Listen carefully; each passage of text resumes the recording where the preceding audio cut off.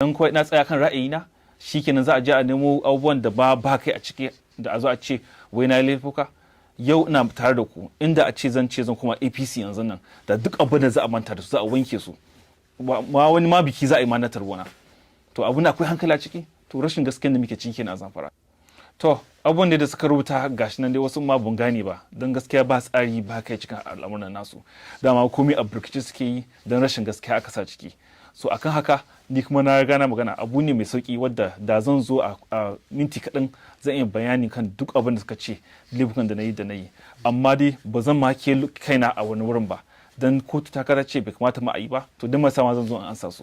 Akwai ɗaya wadda suka ce wai shi mai girma gwamna idan ya tafiya ni ba na ɗaukan takalman shi in zama shugaban jihar Zamfara. To tun da muke shekara 2 kusan 3 yanzu da muke tare, bai taɓa tafiya ba ya bani actin. To idan bai bani riko ba, ta zan ce ni zan wannan, ta zan ce zan ci gaba da aikin. Akwai wani kwanakin ba da ya zo ya tafiya, aka samu wani attack a wani ƙauyuka. To shine sai ya zarge ni ya ce ya kai bin koyin ba. Na ce mishi ai idan na kira mutanen nan ba su ansa ni, kai kaɗai ke kira ko London ko America tafi, sai dai CP da shi shugaban sojoji ya kira shi a waya su ɗaukar instruction da gurin shi, sai ce a bai kamata ni ya kamata ne. Na ce to shikenan. Ba daɗewa ba ya ƙara tafiya, wani abu ya faru, na kira CP a waya bai ansa ni ba, har SSG na kira a waya shi ma bai ansa ni ba, sai na mishi text na tura mishi dan ya gani gashi na musu magana bai ansa ni ba, shi ma bai ce mun koyi ba. To ta za zargin da laifi akan haka. Abin da ya zo raina na rashin gaskiya ne, dan kawai na tsaya kan ra'ayina shikenan za a je a nemo abubuwan da ba kai a ciki da a zo a ce wai na laifuka.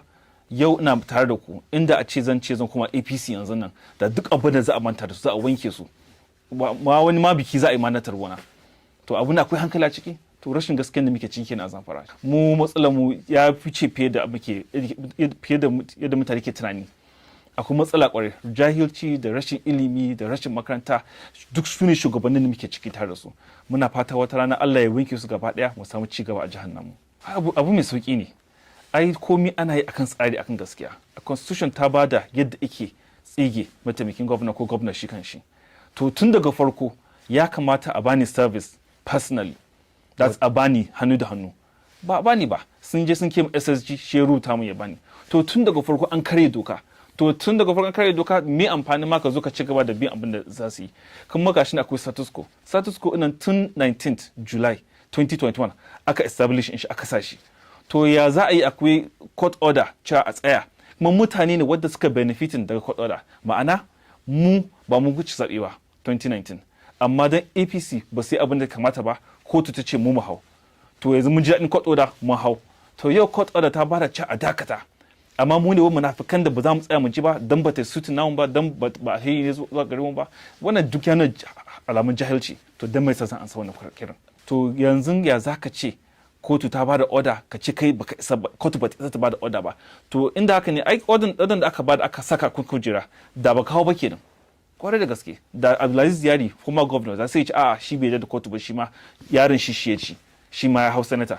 Amma ya amince duk girman kanshi duk faɗin duk mulkin da ya enjoy lokacin shi ma governor chairman na governors forum, amma still ya sauka ya ce ta kotu ta yi gaskiya ba komi a je wani shekara 4.